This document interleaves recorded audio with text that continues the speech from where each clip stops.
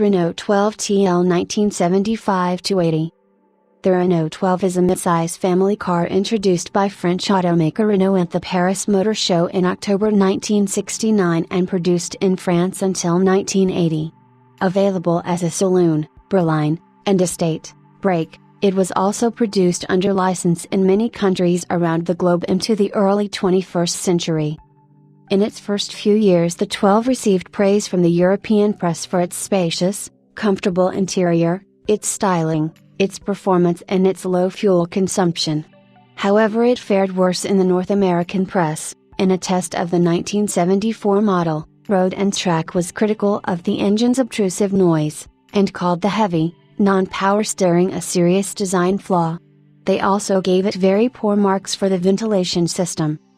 Renault 12 production and sales ended in Western Europe in 1980, but the model continued to be produced and sold by Renault affiliates elsewhere. The last R12 was produced in 2000 in Turkey, while Romanian automaker Dacia continued producing the R12-based 1310 saloon and estate until 2004 and the R12-based Dacia pickup until December 2006. In January 1964, the Styling Center begins the design of the 117 model. This was a new model to bridge the gap between the Renault 8 and the Renault 16.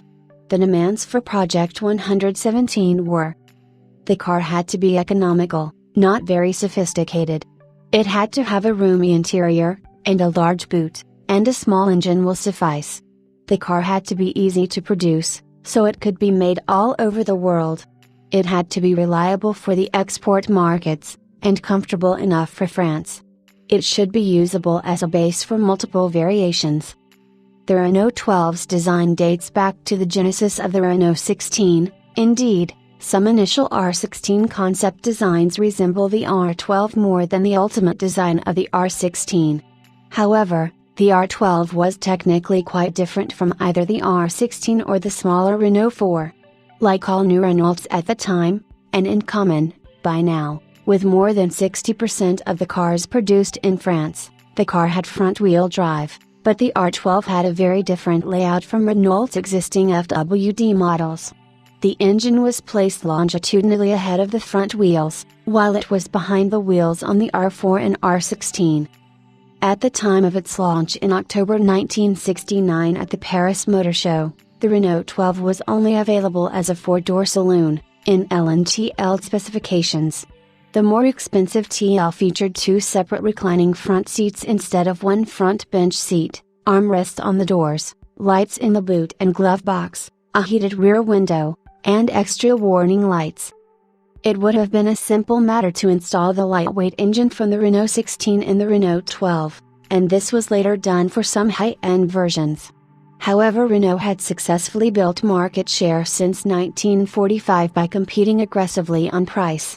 In the closely contested 1300cc category, it was left to the new Peugeot 304 to attract customers willing to pay a premium price, while for the Renault 12, at launch, the aluminium block of the Renault 16 was rejected on cost grounds. Instead, Renault specified an enlarged version of the iron clung unit, used since 1962 in the Renault 8 since. The engine's size was increased to 1289 cc for use in the 12. Listed power output was 60 horsepower, 45 kilowatts, 60 horsepower, c. 54 horsepower, 40 kilowatts, 54 horsepower, DIN, which provided for a respectable top speed of 145 km per hour, 90 miles per hour.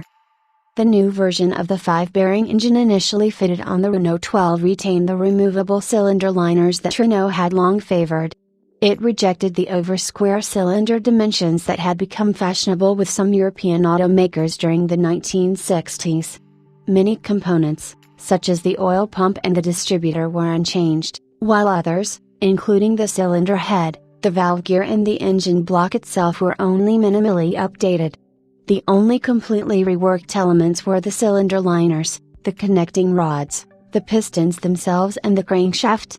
In the 1962 version of the engine, the cylinders had been unevenly spaced in two groups of two, but in this new application they were equidistant in order to allow for the cylinder diameter, here increased to 73 mm, to be combined with space for sufficient coolant to circulate around the cylinders. The longitudinal placement of the engine, most of its mass positioned ahead of the front wheels, allowed the R12 to have a very simple design of the gear selector that was placed on the floor of the car, and not on the dashboard as with the R4 or on the steering column as with the R16. On the early cars, the handle to operate the handbrake was placed under the dashboard. The handbrake was later relocated to a position between the two front seats.